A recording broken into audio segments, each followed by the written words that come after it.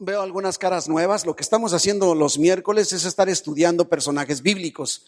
Y estuvimos estudiando ¿qué fueron? 10 miércoles, ¿verdad? 10 miércoles estuvimos estudiando la vida de Elías, el profeta Elías, ¿se acuerda? Y ahora estamos estudiando la vida de otro gran hombre de Dios, Moisés, ¿verdad? Moisés. Y en él nos encontramos. Llevamos dos miércoles, 2 temas, y entramos el día de hoy al tercero. Así es que vamos bien encaminados. Yo le voy a invitar a que abra su Biblia en el libro de Éxodo, que es el segundo libro de su Biblia. Éxodo en el capítulo 2. Pero póngale ahí una marquita, o póngale el dedo, o póngale un papelito, porque nos vamos a mover también y vamos a ver al principio un pasaje paralelo que se encuentra en el Nuevo Testamento, en el libro de los Hechos, en el capítulo 7. Es que le voy a estar haciendo que se mueva entre el capítulo 2 de Éxodo y el capítulo 7 de los Hechos. Entonces tenga ahí para que batalle menos y sirve que su Biblia se desempolve. Recuerdo de joven que hacíamos concursos para encontrar pasajes bíblicos, y me acuerdo que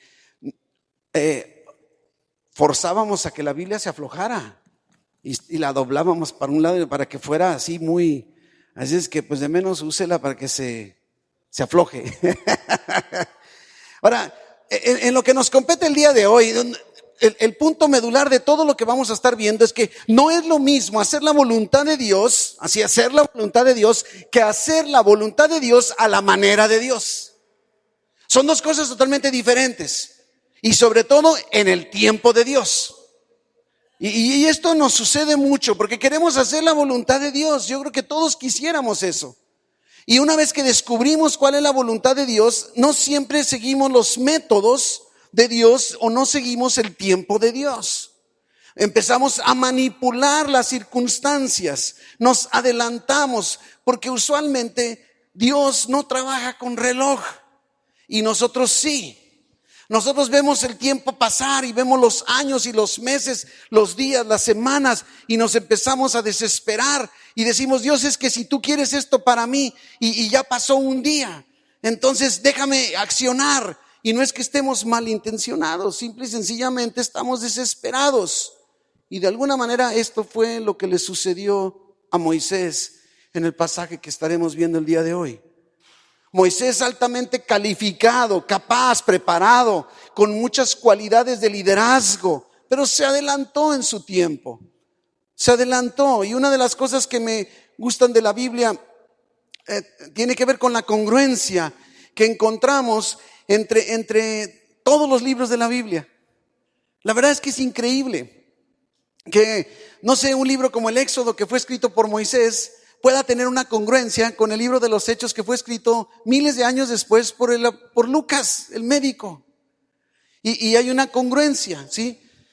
Entonces este pasaje de Éxodo 2 también lo encontramos en el mensaje que Esteban le dirige a la gente y que está registrado en Hechos capítulo 7, versículos 20 en adelante. Miren lo que dice 20 y 21. Hechos 7, 20. En aquel mismo tiempo nació Moisés y fue agradable a Dios. ¿Se acuerda que dijo, que leímos, estudiamos el miércoles pasado, que dice que los papás vieron que era hermoso? ¿Se acuerda que vimos eso?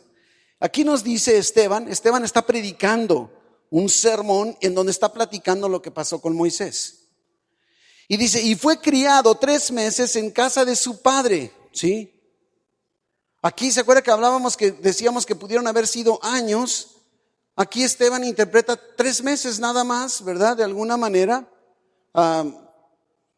Y dice que siendo expuesto a la muerte, la hija de Faraón lo recogió y le crió como hijo suyo. ¿Se acuerda que lo tuvieron 3 meses? Ya no pudieron seguirlo cuidando y entonces tuvieron que llevarlo al agua. ¿Se acuerda? La canastilla.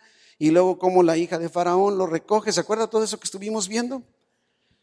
En cuanto a la hija de Faraón, ya lo vimos, adoptó a Moisés, inmediatamente lo empezó a preparar para la vida y las costumbres de la corte real.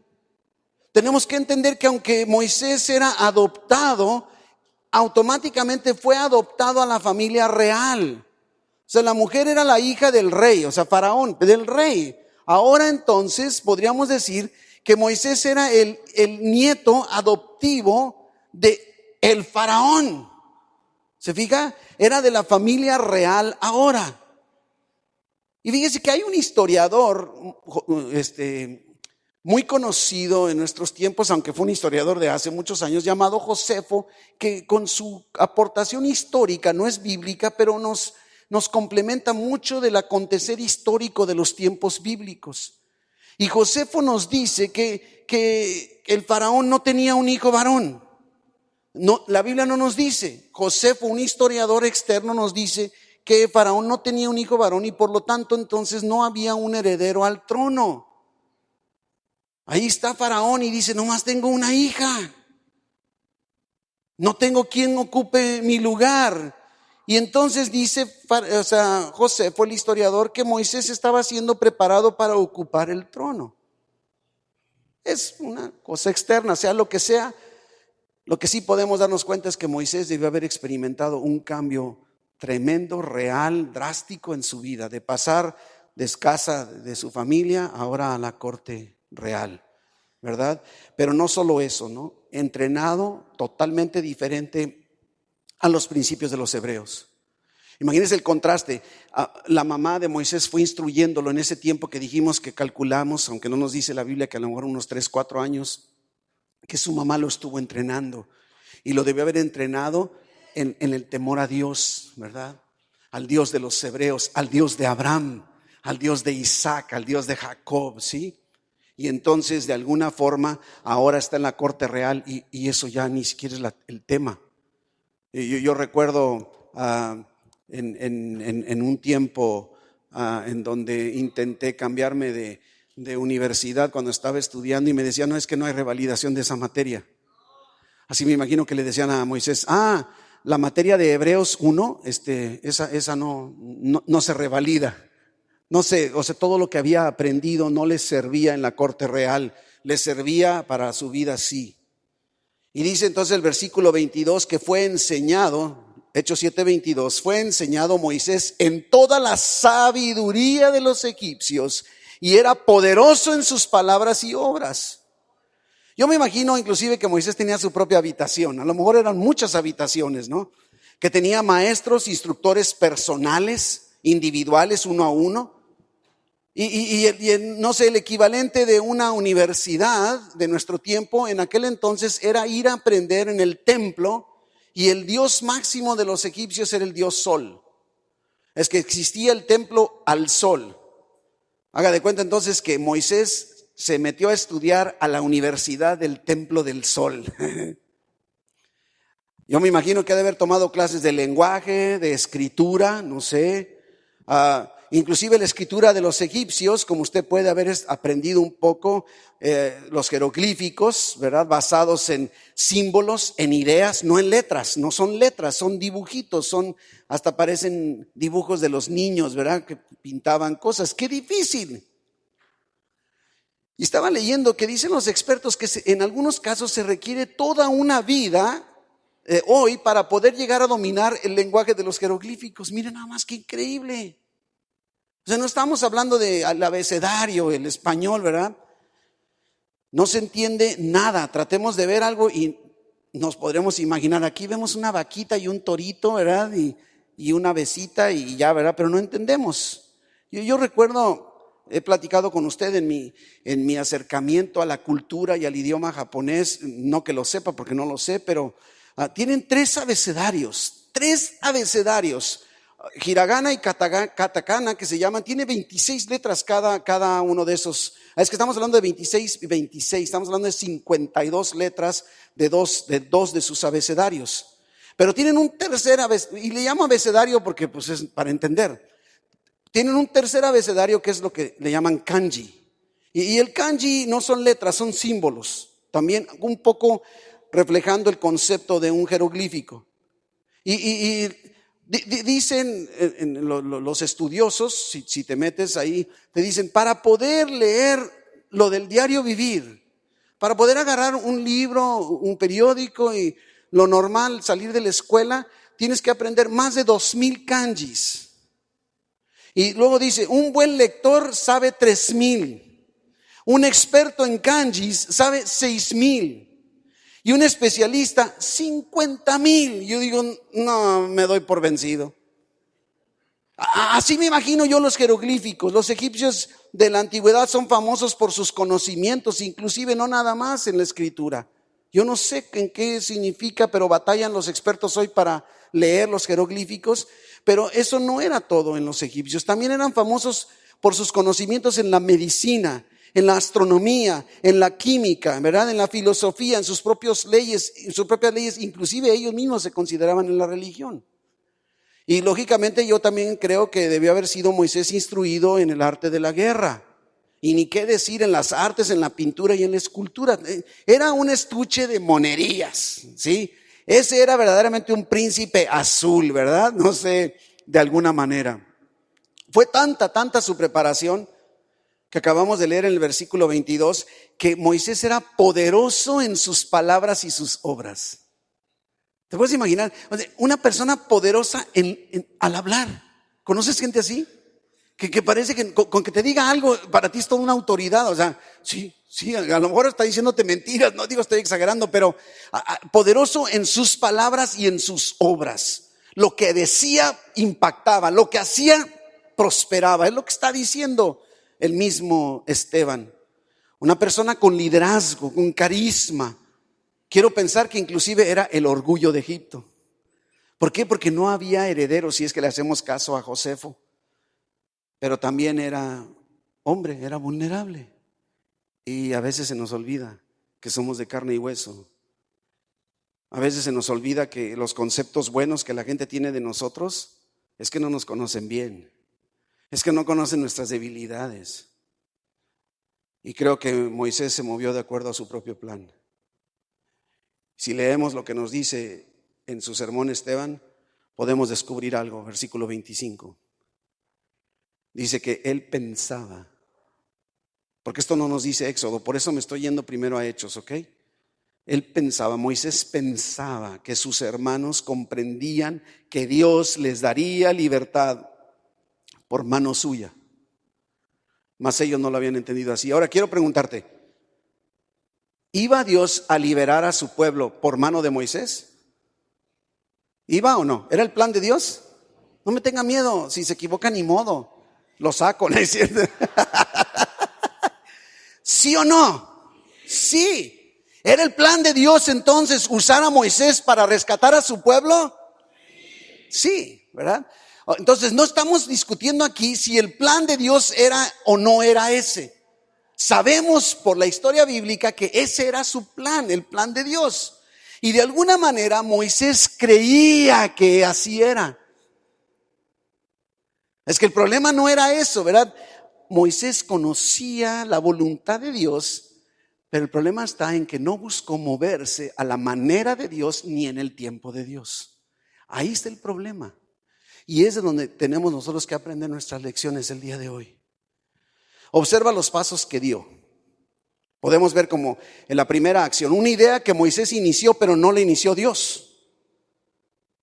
Porque en el versículo 23, Hechos 7:23, regrésese 2 versículos, dice, cuando hubo cumplido la edad de 40 años, dice, le vino al corazón el visitar a sus hermanos, los hijos de Israel. Es más, déjame decirte algo, la lógica, yo quiero pensar que no había sido, este incidente no fue la primera vez que Moisés había salido. A lo mejor desde la ventana se asomaba y veía, yo no sé si sabía que era adoptado, yo creo que sí, fue bien instruido, a lo mejor decía, ¿cuál será mi mamá? ¿Andará por ahí hoy? Es más, yo no sé si Jocabed, la mamá, a lo mejor se daba sus vueltecitas, que dijera, a lo mejor lo llego a ver, yo no sé. Pensando en una mamá, yo creo que sí. No nos dice la Biblia, pero mamás, ¿verdad que sí lo harían? Dirán, pues voy a ver, aunque sea lo vea de lejos, ¿no? Y a lo mejor él así como, o ese será mi papá. ¿O cuál será mi hermana? No sé. Pero los hebreos eran esclavos. Yo creo que los encontrabas por todas partes, no nada más haciendo ladrillo. Los encontrabas, no sé, barriendo, trapeando, limpiando las ventanas, lavando los carros, planchando la ropa de Faraón, ayudando a vestirse a Faraón, a la hija de Faraón, no sé, todo ese tipo de sirviendo la comida. Me recuerda mucho lo que sucede al otro lado. Tanto que critican a los hispanos, que nos critican y a donde quiera. ¿Quién tiene la oportunidad de ir al otro lado? O sea, ¿sabes qué? Es imposible, increíble que puedas decir, fui al otro lado, no me encontré ningún hispano. Yo creo que es al revés, y dicen, ¿dónde están los americanos? No sé por qué critican tanto, pero hay tanto hispano haciendo, yo creo que están haciendo inclusive las cosas que el americano no quiere hacer. Y lo digo con todo respeto, no estoy atacando a nadie, ¿ok? Nada más que, ¿te has fijado la cantidad de hispanos por todas partes? Es imposible ir al otro lado y no encontrarte con hispanos, no sé, en restaurantes, meseras, meseros, cocineros. Es increíble, puedes ir a un restaurante japonés y los cocineros están diciendo, no, ¿qué pasó? ¿Qué onda? De Guadalajara. Y que, espérame, pues que no es japonés el restaurante. Sí, por eso nada más me jalé los ojos para parecer, porque nos adaptamos a todo. Es que yo creo que así sucedía. Donde quiera que voltearas había un hebreo. Preparando sushi o preparando, no sé, pintando las paredes. Yo no sé, lavando los baños. Encontrabas a todo mundo, ¿no? Esto es, no sé, imposible que no fuera así. Y yo creo que esto es lo que podemos encontrar. El problema con Moisés cuando sabemos el plan de Dios, pero sentimos que no está sucediendo nada y accionamos en nuestro tiempo y en nuestras fuerzas, en nuestros pasos. El punto no es si era la voluntad de Dios o no, porque era la voluntad de Dios. El punto es como si Moisés dijera, Dios, te estás tardando, ya van 40 años y no has hecho nada. Que a lo mejor yo veía a Moisés así como, híjole, si me dijiste que, o yo siento claramente que me has llamado para rescatar al pueblo, creo que me pusiste para esto, pero no veo que hagas nada. Dios, déjame entonces salir a hacer algo yo. Ahí está el problema con Moisés. Y ahí está el problema con muchos de nosotros también en nuestro diario vivir. Ahora vamos ligándonos. Éxodo 2:11. Ahorita voy a regresarme al versículo 24 de Hechos, ¿ok? Pero Éxodo 2:11 dice, en aquellos días sucedió que crecido ya Moisés, salió a sus hermanos y los vio en sus duras tareas y observó a un egipcio que golpeaba a uno de los hebreos, sus hermanos. Esto era algo cotidiano. No sucedió ese día, nada más. Ay, híjole, qué casualidad, hoy pasó. No, era de todos los días. Eran esclavos, el pueblo de Dios estaba en esclavitud. Hechos 7:24, donde estábamos hace rato, dice que al ver a uno que era maltratado, lo defendió. E hiriendo al egipcio, vengó al oprimido. Moisés se movió por instinto, reaccionó. Yo no sé si a lo mejor lo planeó antes, pero él está en sus fuerzas. Para mi manera de ver, Moisés está creyendo que Dios se está tardando. Algo tiene que hacer, algo tengo que hacer porque Dios está muy lento. Y entonces entra al siguiente nivel, número 2, un método movido por su carne, por su carnalidad, por su humanidad, ¿sí? Éxodo 2:12. Entonces miró a todas partes y viendo que no parecía nadie, mató al egipcio y lo escondió en la arena. ¿Cómo habrá matado al egipcio? No nos dice. ¿Con espada? ¿Con lanza? ¿A golpes? A lo mejor le habían enseñado karate en la Universidad del Sol. ¿Lo ahorcó? Eso no dice la Biblia, Cristian, ¿eh? Ok, Cristian se imagina que estrangulado, ¿verdad? Está bien. Es que sí, o sea, no podemos saber, está bien, hay que imaginarnos, porque cuando imaginarnos, no estamos afirmando nada, porque la Biblia no lo dice, por algo no lo dice, ¿no? Dios nunca le dijo que lo hiciera. Me ahorcó.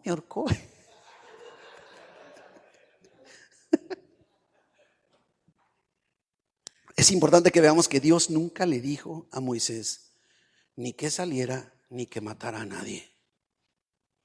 Ahora, claro, no juzguemos mal a Moisés, porque, ay, este Moisés, qué bárbaro, qué impulsivo. Sus intenciones eran nobles, como las son las tuyas y las mías. Buscaba el bienestar de sus paisanos. Creía que esa Era la voluntad de Dios. Estaba convencido. El problema es que se adelantó. Esa no era la forma de Dios. Yo a veces me pongo a pensar, ¿qué hubiera sucedido si Moisés se hubiera esperado? Y ¿sabes qué me doy cuenta? Qué lindo es Dios. Digo, que no me haga responsable ni a mí ni a ti, pero qué lindo es Dios que aunque yo me equivoco, Dios cumple su plan. Conmigo y sin mí. Porque te has puesto a pensar que Dios no nomás está pensando en ti, porque cuando yo tengo problemas yo solo estoy pensando en mí. Cuando a mí me duele algo solo estoy pensando en mí. Cuando yo tengo una tentación yo solo estoy pensando en mí. Hay gente que dice, yo puedo pecar, es mi vida. No, no es tu vida, vas a afectar a mucha gente a tu alrededor. Y qué lindo es Dios que aun y cuando vemos que Moisés se está adelantando a las circunstancias, a Dios eso no le afectó. Es evidente que el egipcio merecía un castigo.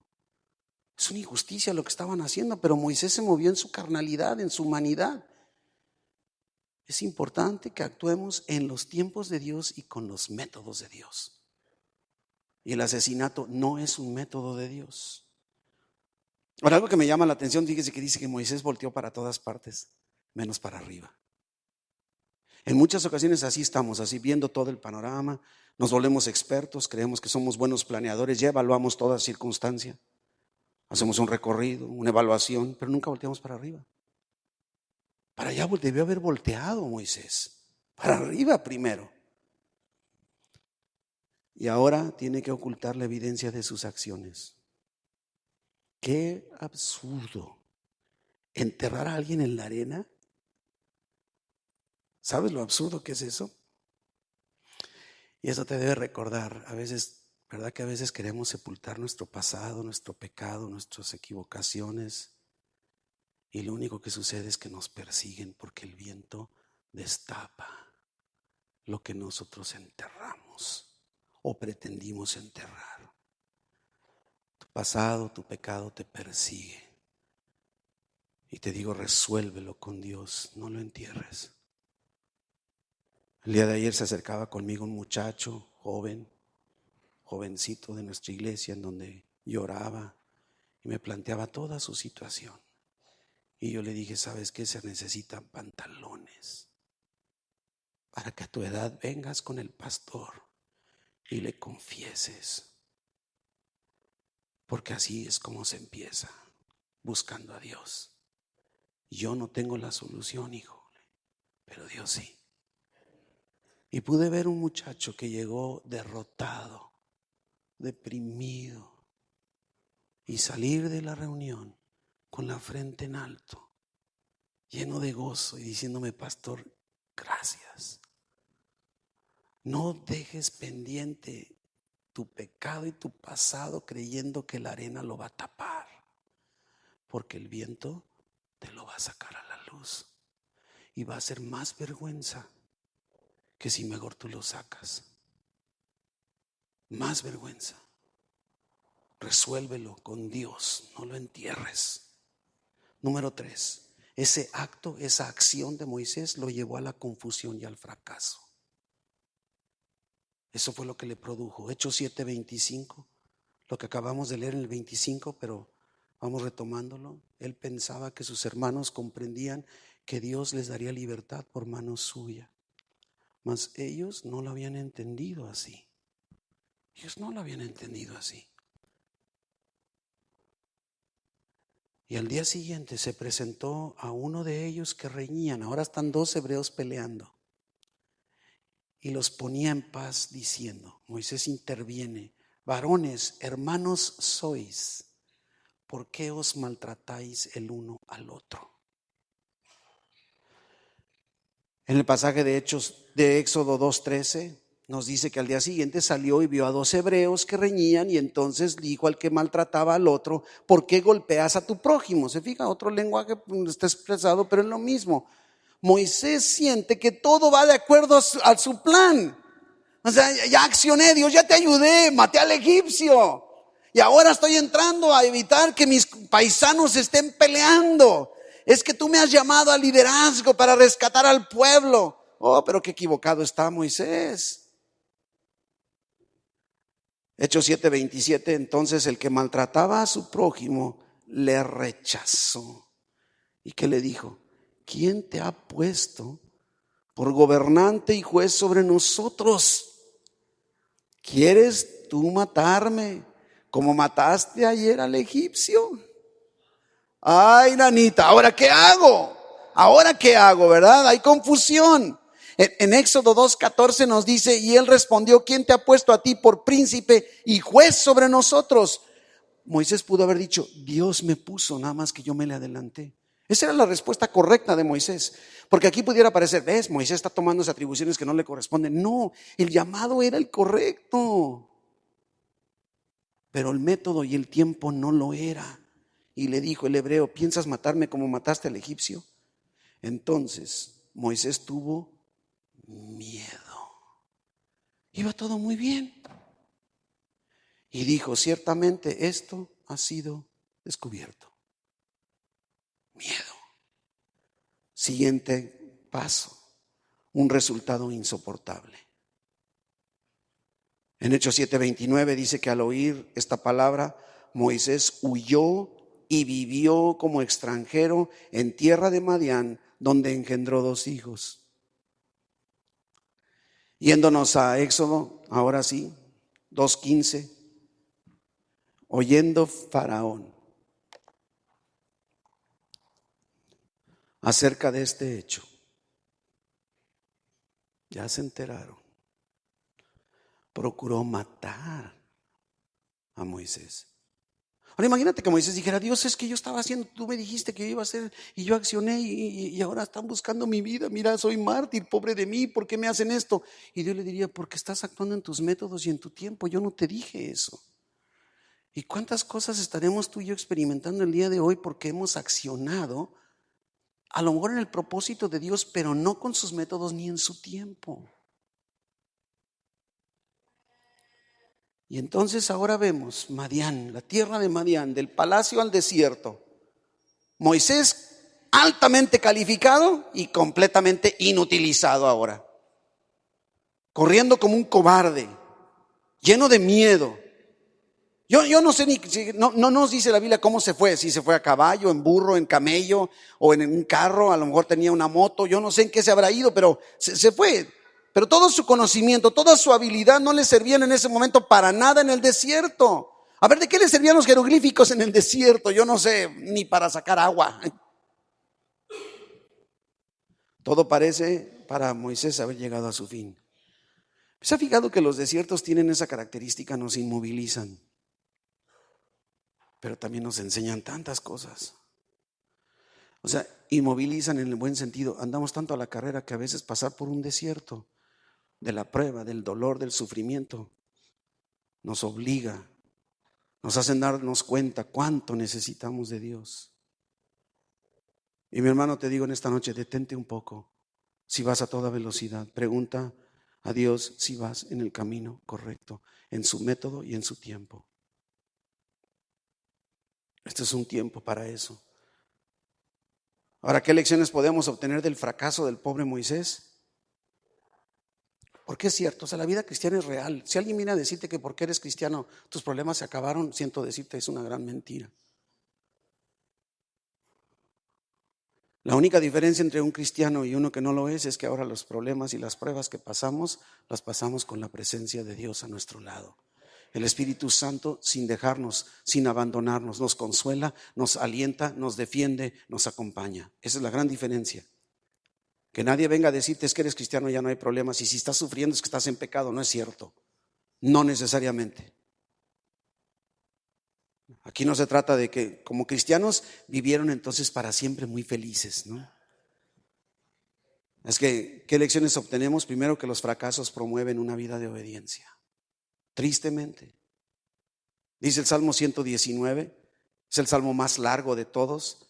Les recomiendo que lo lea de vez en cuando, pero el versículo 67, para que no lo lea todo, dice el salmista, antes que fuera yo humillado, descarriado andaba. Pero ahora, como diciendo, ahora que soy humillado, guardo tu palabra. Guardo tu palabra. Tristemente necesitamos 2 que 3 bofetadas, humillados un poco para que empecemos a guardar su palabra. Pero no solo promueven una vida de obediencia, sino también los fracasos promueven un espíritu enseñable. Nos volvemos más aprensivos, más dóciles, moldeables a la enseñanza. Ahí mismo en el Salmo 119, pero el versículo 71 y 72. Bueno me es haber sido humillado. Bueno, híjole, para que aprenda tus estatutos. Mejor me es la ley de tu boca que millares de oro y plata. Esta es una afirmación tremenda. Podrías decir, ¿sabes qué? Mejor es la ley de Dios que millares de dólares. Para que lleguemos a ese punto necesitamos muchos desiertos. Pero siempre, como dice 2 de Corintios 7:10, que la tristeza que es según Dios produce arrepentimiento para salvación. De que no hay de qué arrepentirse porque ya pediste perdón. Pero la tristeza del mundo produce muerte. Produce muerte.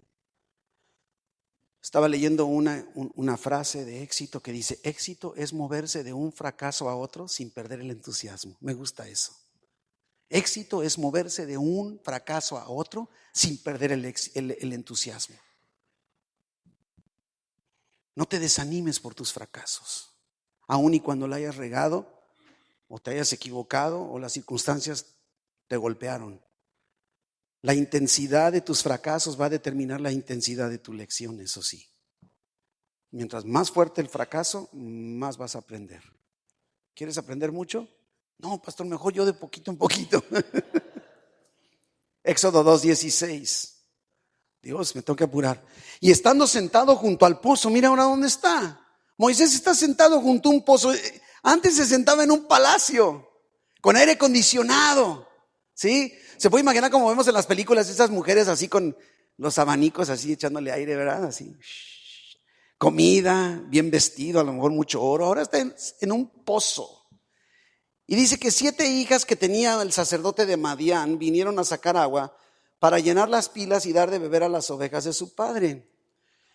Ahí está sentado Moisés junto a ese pozo. Yo creo que estaba reflexionando. Así como, ¿qué me pasó? Así como apuntaron las placas del camión que me pegó. Yo no sé. Y de ahí podemos desprender varios principios conforme seguimos avanzando en la temática de este pasaje de Éxodo 2. Número 1, los fines espirituales nunca se logran con medios humanos o carnales. El objetivo espiritual, el fin espiritual, nunca lo vas a lograr en tu carne. Es más, en ningún momento vemos a Moisés orando antes de actuar. Nunca lo vemos. ¿Y se acuerda ese pasaje de Gálatas en el capítulo 6? Ahorita le digo el versículo, perdón en cabina que no se lo di, pero ahí le va. Capítulo 6, versículo 7. Dice, no os engañéis. Dios no puede ser burlado. Pues todo lo que el hombre sembrare, eso también segará. Pero mire lo que dice, porque el que siembra para su carne, o sea, la humanidad, de la carne segará corrupción. Mas el que siembra para el espíritu, con mayúscula espíritu, del espíritu segará vida eterna. No nos cansemos pues, versículo 9, de hacer bien, porque a su tiempo segaremos si no desmayamos. Moisés nunca podría decir que Dios intervino en el asesinato del egipcio, ¿verdad que no? Nadie podríamos decir eso. ¿Y cuántas veces logramos cosas empleando métodos incorrectos? Y luego queremos inclusive hasta ser tan descarados, para no decir otra palabra. Iba a decir cínico, pero ya lo dije, ¿verdad? De darle gracias a Dios, ¿no? O sea, Ay, Dios, me encontré esta cartera y no la regresé y ahora pude ir al cine. Gracias, Dios. O sea, Padre bendito, me pude ir de vacaciones porque no pagué los impuestos. Ay, Dios, gracias. Mucho cuidado. Mucho cuidado. Mucho cuidado. Principio número 2, el tiempo es tan importante como la acción. El tiempo es tan importante como la acción. ¿Cuántas veces hemos hecho lo correcto, pero en el tiempo equivocado? En el tiempo equivocado. Es más, tú puedes imaginar si Josué hubiera pensado que 7 vueltas eran demasiadas. Hubiera dicho, no, ya tengo toda la semana, una vuelta al día y me siento. Otra vuelta al día y me siento. Ya llevo 6. Y ahora, o sea, 13 vueltas en total. No, mira, mejor como el 7 es el número de Dios, mejor nada más con 7. Ya llevo 6, pues soy una. Si hubiera adelantado, yo quiero pensar, los muros no se hubieran caído. Dios hubiera usado otro método y a lo mejor otra persona. Pero ¿era la voluntad de Dios que los muros de Jericó cayeran? Sí. Pero el método y el tiempo de Dios era así: una vuelta cada día y 7 el séptimo día, y los muros caerían y entonces ellos podrían conquistar Jericó. Era el propósito y el plan de Dios que David ocupara el trono después de Saúl. Pero te imaginas si David hubiera dicho, como es el plan de Dios, aquí tengo a mi víctima, aquí está Saúl, está dormidito, y yo tengo un cuchillo, tengo una espada. Es el plan de Dios. ¿Te imaginas si David hubiera asesinado a Saúl? Era el plan de Dios, sí, que David fuera rey.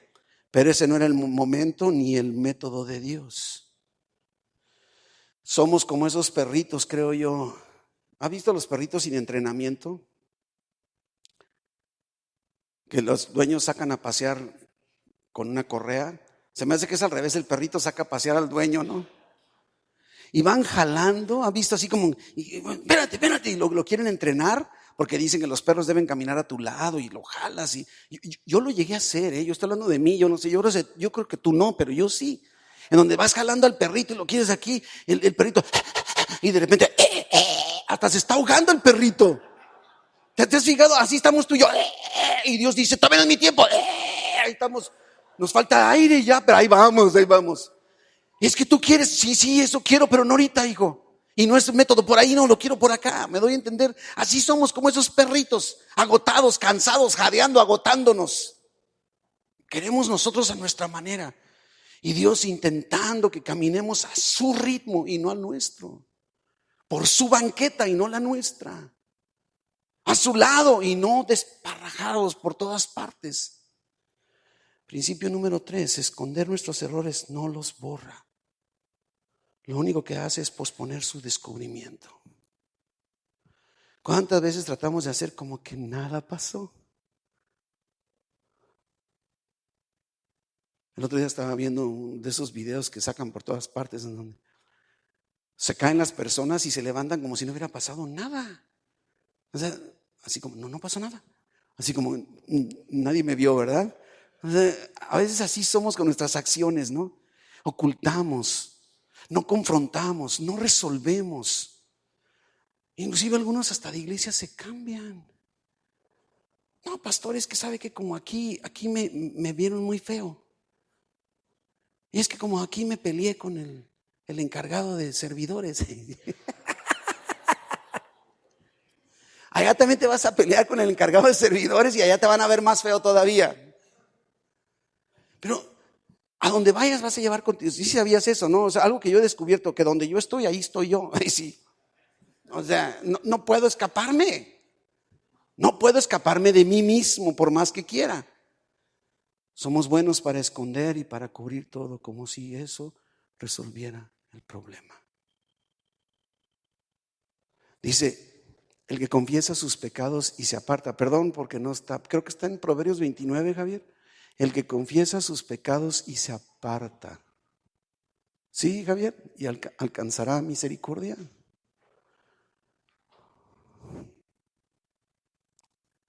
Ya lo estoy haciendo batallar al pobre Javier. Perdóname, Javier. ¿Me perdonas, Javier? Sí, pero ahorita no me hable, dice, estoy buscando. Me suena Proverbios 29. Perdón que... Sí, 29, 28, 13. El que encubre sus pecados no prosperará. El que los sepulta en la arena. Pero el que los confiesa y se aparta alcanzará misericordia. Perdón, Javier. Cuando Adán y Eva pecaron, ¿se acuerda?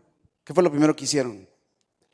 Fueron abiertos sus ojos, dice Génesis 3:7, y conocieron que estaban desnudos. Y entonces cosieron hojas de higuera y se hicieron delantales. Tápale, tápale, tápale.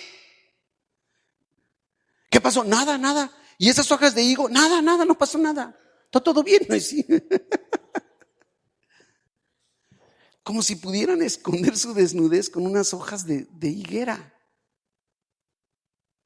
Y luego, por si fuera poco, intentan esconderse de Dios. Génesis 3:8 dice que oyeron la voz de Jehová Dios, que se paseaba en el huerto al aire del día, y el hombre y su mujer se escondieron, como si se pudiera, de la presencia de Jehová Dios entre los árboles del huerto. ¿Te has fijado que en muchas ocasiones, cuando pecamos y estamos conscientes que pecamos, a lo mejor no caemos en la idea de pensar que nos escondemos de Dios, pero ¿verdad que como que te callas un poquito, así como ahorita no le voy a decir nada a Dios? Mañana, como si mañana se le pasara. Dios te ama igual hoy que pecaste que mañana o una semana después de que hayas pecado. Y el perdón para tu vida está accesible en el instante. Dice Primera de Juan 1:9. Tampoco está en las notas. Primera de Juan 1:9. Si confesamos nuestros pecados, Él es fiel y justo para perdonar nuestros pecados y limpiarnos de toda maldad.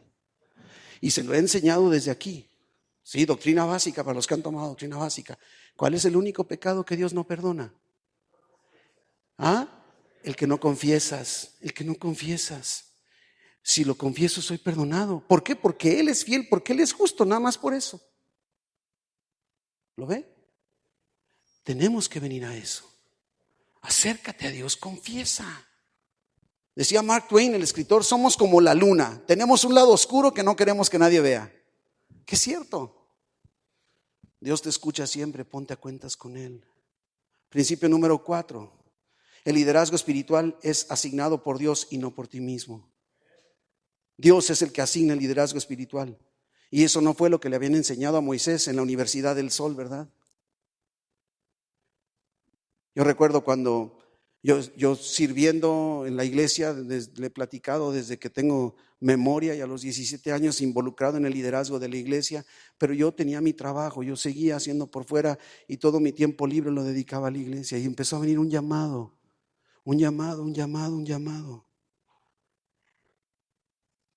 Pero fue en el tiempo de Dios y a la manera de Dios. Y fue tan cierto, tan convincente, que estando en esa introducción al ministerio de tiempo completo, apenas entrando, vine una tentación agradable, no tenía que ser fea. En Chicago, una iglesia de las más grandes de la ciudad de Chicago, de las más grandes en Estados Unidos, estaban abriendo un ministerio hispano y me ofrecían irme para allá como pastor de aquella iglesia, la que iba a surgir hispana. Y yo recuerdo que luché mucho. Y le doy gracias a Dios que decidí quedarme. Porque para esto me puso Dios en esta tierra. Me hubiera adelantado y hubiera estado como Moisés, arrepentido. Dios hubiera hecho sus cosas en mí, sí, pero hubiera yo sufrido. Dios es el que escoge, así como escogió a Saúl, y Saúl no respondió, pero Dios lo escogió. Dios escogió a David. Así es. ¿Y qué cambios hubo en la vida de Moisés? Tenemos que reconocer qué resultados hubo. Primero, una actitud de siervo. Humildad. Éxodo 2:16. Dice que estando sentado junto al pozo, 7 hijas que tenía el sacerdote de Madián vinieron a sacar agua para llenar las pilas y dar de beber a las ovejas de su padre, pero los pastores vinieron y las echaron de ahí. Entonces, ¡ja! Superman, Moisés se levantó y las defendió y dio de beber a sus ovejas. Moisés, el príncipe de Egipto, el famoso, el preparado, cuidando ovejas ahora. Cuidando ovejas. Era desagradable, ¿se acuerda que ya lo vimos? Desagradable para los egipcios un pastor de ovejas. ¿Cómo dicen lo que no has de querer en tu casa has de tener? ¿O cómo dice el dicho? O sea, lo que más aborrecía. Ha de haber dicho Moisés en lo que estaba siendo preparado: nunca llegaré yo a ser pastor de ovejas. Nunca digas: de esta agua no he de beber. Era desagradable para los judíos, un oficio humillante para Moisés entonces. ¿Quieres servir a Dios, Moisés? Como si Dios le dijera: ¿Quieres servirme, Moisés? Empieza aquí con estas 7 mujeres que necesitan tu ayuda. Dios, pero son pastoras de ovejas. Son nacas. Después están en el palacio. O sea, ya viste quién soy. 2:18 de Éxodo. Y volviendo ellas a Reuel su padre, él les dijo: ¿por qué habéis venido hoy tan pronto? Y ellas respondieron: un varón egipcio nos defendió de mano de los pastores. Quiere decir que todavía traía, a lo mejor estaba pelado, pintado, yo no sé. Y también nos sacó el agua y dio de beber a las ovejas. Mi hermano, dice la Biblia en Mateo: en lo poco has sido fiel, en lo mucho te pondré. Empieza a servir en lo poquito. No esperes grandezas. Decía el comentarista Matthew Henry, dice: si no puedes hacer el bien que debes, al menos debes estar listo para hacer el bien que puedas. Lo que sí puedas, hazlo. Empieza a servir. Hermanos, por favor, empecemos a involucrarnos en la vida de la iglesia. Dejemos de estar apáticos. No, es que a ver cuándo se da cuenta el pastor que soy un gran predicador y me invita a predicar. Mi hermano, aunque no me dé cuenta, empieza a servir. Otro aspecto que aprendió Moisés: estaba dispuesto ahora a permanecer en el anonimato. Esto es bien importante. Éxodo 2:20. Y dijo a sus hijas, el papá: ¿dónde está? ¿Por qué habéis dejado a ese hombre? Fíjate, lo dejaron. Ha dicho: mira, estas ingratas, malagradecidas, después de que les saco el agua, se fueron. Dice: llámenle para que coma. Y Moisés convino en morar con aquel varón, y él dio su hija Séfora por mujer a Moisés. Convino, o sea, estuvo dispuesto a morar. Qué contraste después de haber vivido tantos años en el palacio. Me imagino que inclusive soñaba con casarse con una princesa de Egipto, una exótica Cleopatra. A lo mejor se imaginaba o veía por ahí: wow, esta chamacona, Osiris, no sé. Pero una pastora de ovejas, huelen feo. Éxodo 2:22. Y ella le dio a luz un hijo y le puso por nombre Gersón, porque dijo: forastero soy en tierra ajena. Mi hermano, no busques los reflectores, no busques la fama. Ponte a servir. Ponte a servir. Recuerdo un pastor, y esto le va a recordar también a mi amigo Arturo, que así decía: mira, es que tienes que buscar, están los reflectores, ven, vamos, para que la gente te vea. No, ponte a servir aunque nadie se dé cuenta. Mi hermano, ponte a servir. 3. Aprendió a descansar y a depender de Dios. 2:23. Aconteció que después de muchos días murió el rey de Egipto. Se murió. Y los hijos de Israel gemían a causa de la servidumbre y clamaron. Pienso que ahí era el momento de Dios. Yo no puedo saberlo, pero yo creo que ese era el momento de Dios años después, cuando el rey de Egipto murió. Ahí era cuando tenía que entrar Moisés. No sé, no quiero. Y dice que entonces los hijos de Israel gemían a causa de la servidumbre y clamaron. Y subió a Dios el clamor de ellos con motivo de su servidumbre. Y oyó Dios el gemido de ellos y se acordó de su pacto con Abraham, Isaac y Jacob. Y miró Dios a los hijos de Israel y los reconoció Dios. Estoy seguro que la noticia de la muerte de Moisés, del faraón, le llegó a Moisés. Me imagino que entonces trajo a su memoria el sufrimiento de sus paisanos los hebreos. Pero ahora la gran diferencia, ya aprendió Moisés, ahora no actúa. No actúa. No trató de organizar un equipo de rescate, un comando guerrillero. Vamos ahora, montados en ovejas, a rescatar a lobo. Ya no hace eso. Había aprendido Moisés a esperar y confiar en Dios. Y haber dicho: Dios, perdóname, creo que me adelanté. Ahora entiendo.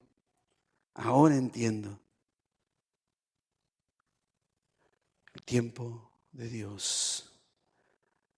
3 lecciones que yo quiero dejar en tu corazón. Tengo que terminar. 3 lecciones. Mi hermano, ponte a servir. No importa el tamaño de la actividad, de la acción, del ministerio. Ponte a servir. Busca dónde hacer algo para beneficio de la iglesia. Y la iglesia somos nosotros. No me refiero a la organización, al edificio. Ponte a servir ya. Y en el anonimato, no estés esperando que te aplaudan y que te den reconocimientos y títulos y certificados y que el pastor te pase acá al frente. Habrá oportunidad, habrá momentos en que así suceda. Y aprende a descansar y depender de Dios para que Él haga su propósito, su voluntad, en su tiempo y a su manera. ¿Estás conmigo?